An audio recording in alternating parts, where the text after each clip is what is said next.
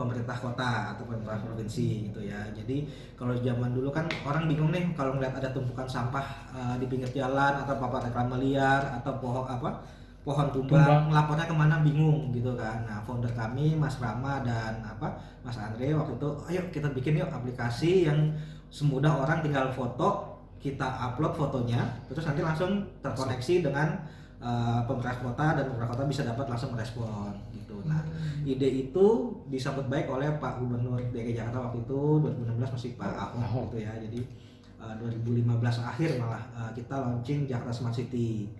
Jadi Jakarta Smart City itu sebenarnya adalah aplikasi buatan Clue, tapi sama pemerintah provinsi dijadikan namanya Jakarta Smart City.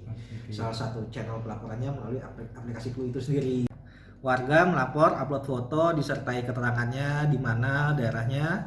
Nah, dari sini langsung masuk ke Jakarta Smart City yang dikelola oleh Pemprov DKI. Mendung, warga langsung foto-foto, ini ada sumbatan sampah nggak di got, terus ada aliran air yang mampet nggak. Nah, nanti pemerintah kota melalui sekarang namanya PPSU yang pasukan orange kalau di Jakarta itu langsung datang ke lokasi yang difoto, dia harus membersihkan sampah-sampahnya gitu usernya dalam setahun, dan itu membantu meningkatkan kredibilitas pemerintah provinsi. Jadi kita mengurangi pungutan liar sampai 70% gitu. Jadi kalau zaman dulu